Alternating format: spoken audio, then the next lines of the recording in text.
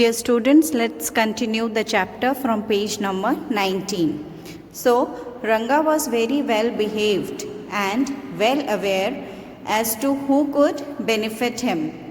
He was one of those who could analyze someone's worth rightfully. For how he greeted the narrator, he bent low and touched his feet, thereby seeking his blessings. It was not the present day namaskar where children would do it casually. It was a proper traditional one. The narrator blessed him that he might get married soon, and then he left. That afternoon, Ranga visited the author with a few oranges which the narrator thought was quite thoughtful of him. Thinking of how nice Ranga is, the author thought it would be a good deed to have him married to a girl just as nice as him.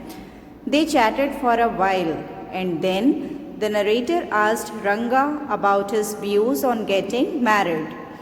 Ranga expresses that he doesn't intend on marrying now because he intends on finding the right girl. He cites the example of an officer who got married at the age of 30 to a woman aged 25. Now, since these are both adults, they would understand each other's actions and behavior. Whereas, suppose the narrator finds a girl who is very young, he could misunderstand his words or actions because she is not mature enough. He even mentions the love story of Shakuntala and Dushyant from Mahabharata, and that he would not have fallen in love with Shakuntala if she were too young. In that case, Kalidasa's play also would have not existed. That is why he intends on staying a bachelor till he finds the right girl. Now, the narrator introduces us to a new character in the story named Ratna. She is 11 years old and is Rama Rao's niece. She had lost both her parents, so her uncle brought her from the big town to his home with him. She had a great voice and she could play harmonium as well as veena. The narrator thought that Ranga and Ratna would make a great pair. Ratna was quite familiar with the narrator as he visited Rama's place frequently. The narrator thought of a plan to introduce Ratna to Ranga. He asked Rama to send Ratna to his place as he wanted to send some buttermilk for them. She came all dressed up. The narrator insisted upon her to sing a song while he sent someone to call Ranga. Just as she was singing, Ranga arrived at the door. Her melodious voice touched his ears, and thus he did not want to interrupt the singing. So he stood at the door. He was curious to see the singer, and very cautiously he tried to have a look, which disturbed the lighting in the room.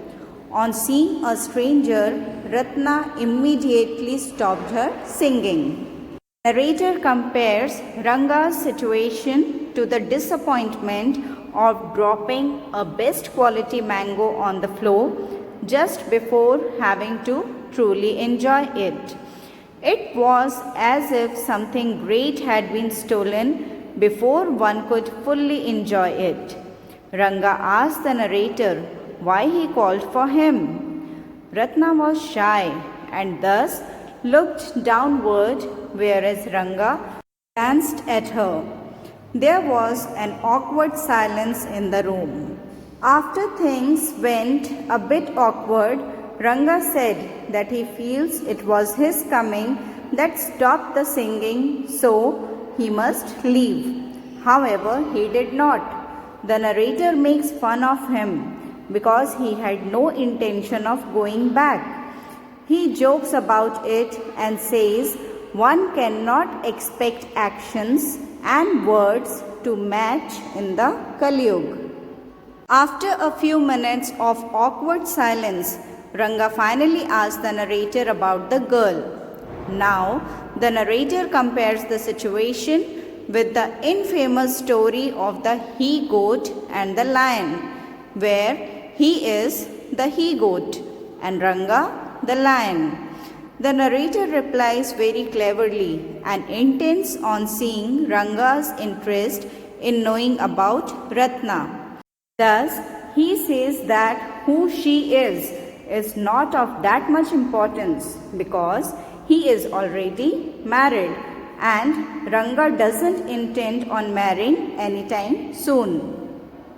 Hearing the narrator's reply, Ranga got excited, although he did not show it, but was quite evident.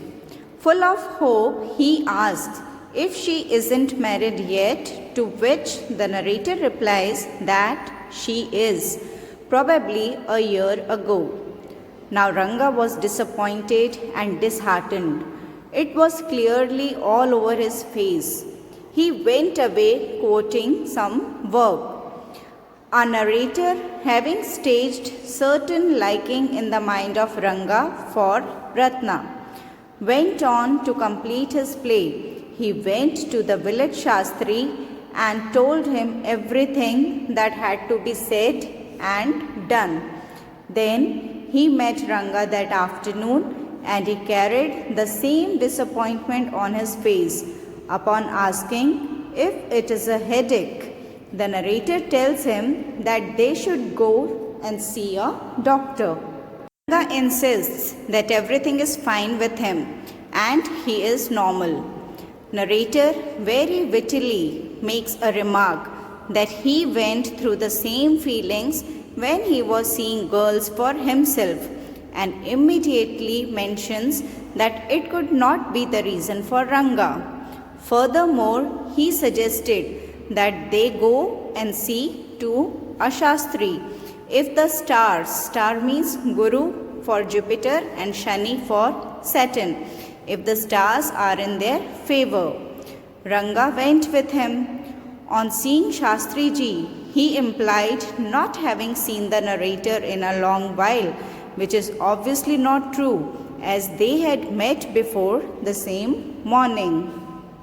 Here, the narrator reveals his pet name, Shyama, as they called him in the village. The narrator felt that Shastri was lying because they saw each other that morning, and thus he immediately responded. However, Shastri completed his sentence and saved the entire situation. Shyama realized what he was just about to do and took extra care from that moment.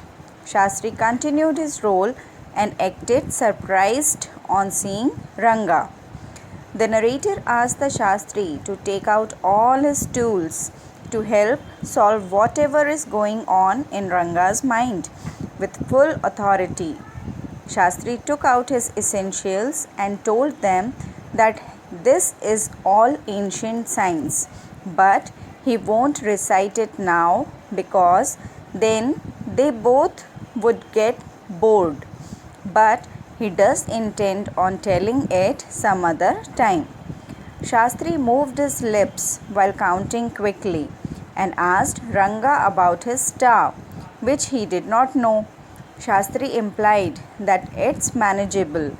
He appeared to be doing certain calculations, and after a moment, he indicated that Ranga has a girl on his mind. Even after trying his best, Shyama could not control his laughter. He thus posed the question to Shastri, asking about the details of the girl.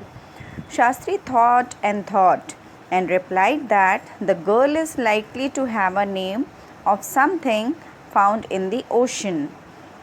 Their guesses include Kamala, Pachi, Moss, Pearl, and then suddenly Shastri said Ratna. All of it came together now to a girl named Ratna, who is the niece of Ramarao. That's it. Ranga was thinking about her only. Ranga was both surprised and happy because Shastri's predictions were right. He immediately became disappointed when he recalled that she was married. Shastri said that he did not know all that and there might be another suitable girl. To make it look real, Shastri inferred in their guessing name, and told them that he only told what can be read. Both of them left and crossed Ramarao's door, where Shama went to see Ratna for a minute and came back. When the narrator comes back, he announces that fortunately Ratna is not married, and someone might have wrongly conveyed it to him about that. The narrator expresses his amazement at the fact that he has been thinking about Ratna and asks him to swear upon the truth. To his surprise, Ranga told him the truth, that whatever Shastri said is true. His belief in all the Shastra had strengthened. Shama went to see Shastri that evening when he was near the well and remarked about how well he did what Shama told him. Shastri seemed to not like what the narrator was saying. Thus, he says that whatever he said could very clearly be seen in the Shastras. He completely disagreed with having staged the entire conversation. Now, the narrator takes us a few years forward, where Ranga and Ratna are happily married, had a 3-year-old son, and Ratna was 8 months pregnant. Ranga's sister had come over to help them. It was Shyama's birthday. Yes, the couple named their son after the narrator, as it is a common foreign tradition to name your child after someone you truly admire. When the narrator went there for dinner, Shyama came running to him, only to show his love by holding his leg. The narrator kissed him and gave him a ring. Lastly, the narrator writes an ending note to all the readers, hoping that they were not bored. So, this is all about the chapter Ranga's marriage.